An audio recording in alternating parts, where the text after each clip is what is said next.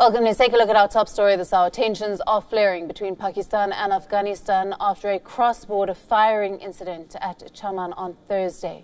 The Chaman border crossing is used by hundreds of people to travel between the two countries.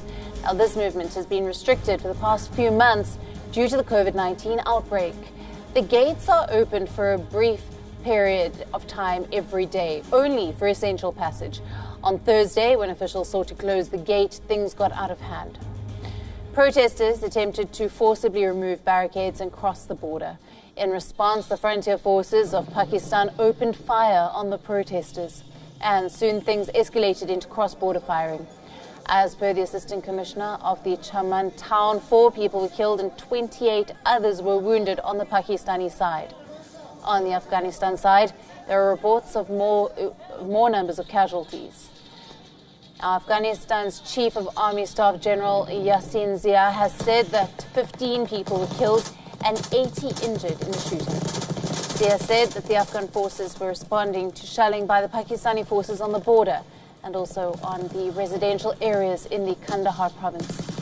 A few days ago, Afghanistan had filed a complaint with the United Nations Security Council over the cross-border rocket firing by Pakistan. Afghanistan said that these actions by Pakistan were in violation to the Charter of the United Nations.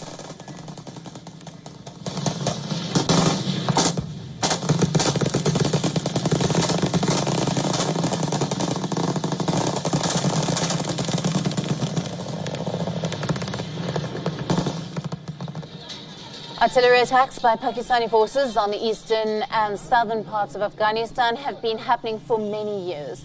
The Pakistan government has, however, been in complete denial of conducting these attacks.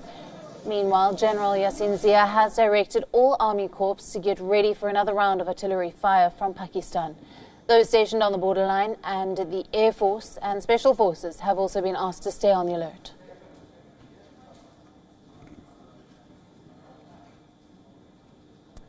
Now, our Pakistan Bureau Chief Anas Malik is live with us from Karachi.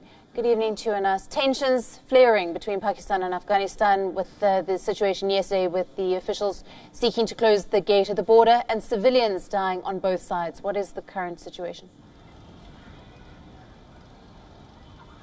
Well, the current situation is that the situation remains very tense. Even now, there's a jigger that is ongoing between the Afghan side elders and the Pakistani side elders on both sides of the border. That happens to be in Spin Buldak on the Afghan side and in Chaman on the Pakistani side. Now, this the latest row that started yesterday because there were protesters on either side of the border. They wanted to cross over. Remember, after the post-COVID scenario, the crossing was for pedestrians. It is only limited for Saturdays, but due to Eid, that is today in Afghanistan and tomorrow in Pakistan, the border crossings were opened unprecedentedly on Wednesday and Thursday in order to facilitate crossings of families on either sides of the border, and that was closed. And after that, we saw that turning violent. The Pakistani side using force to prevent protesters from going closer to the border terminal. Similar to that, Afghan side also using force on its side, and that resulted in killing of civilians on both sides of the border. At least 4 civilians on Pakistan side have been killed, 28 have been injured. This is what has been confirmed by the Assistant Commissioner of